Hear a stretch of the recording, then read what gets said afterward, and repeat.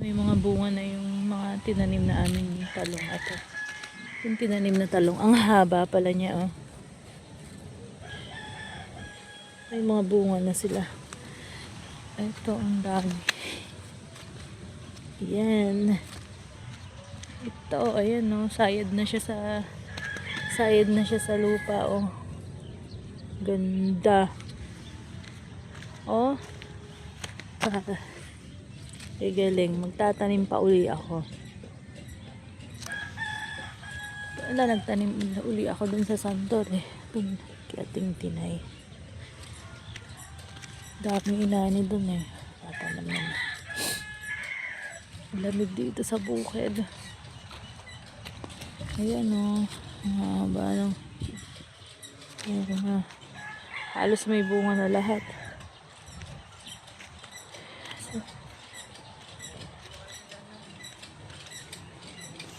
Kailan daw kayo magpapaan, eh? Oo. Eh, yung Kuya Chris mo? Sabi naman niya po eh, linggo daw. Oo, si Kuya Chris mo?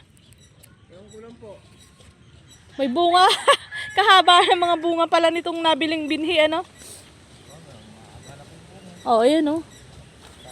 Ayaw pa pitasan ng matanda, ah, ni nanay. Ayaw pa niya. Oo. Dito.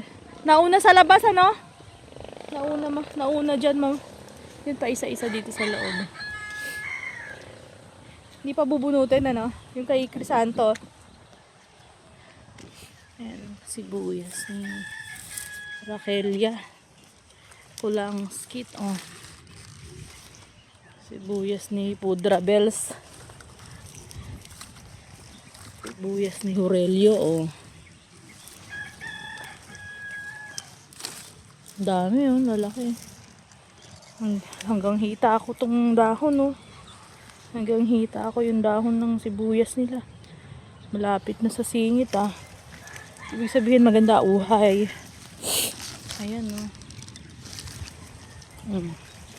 Ay, oh, lampas pa. Hanggang hita talaga.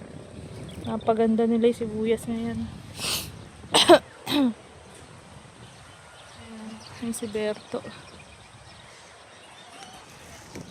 Ayan yung sibuyas ni Raquel.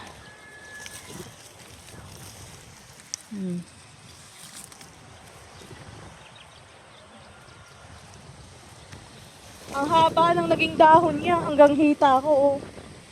Ganda.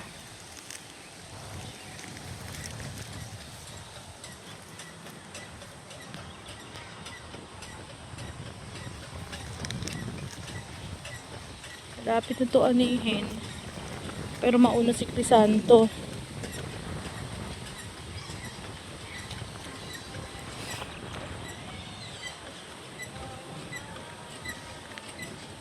Yan, pwede ka manalbos ng kamote.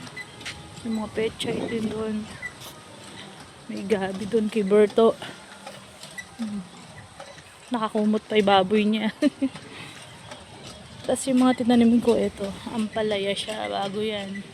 Tapos ito palang, bagong tanim. May upo rin akong tinanim dito, eh. Dito sa gabi dito.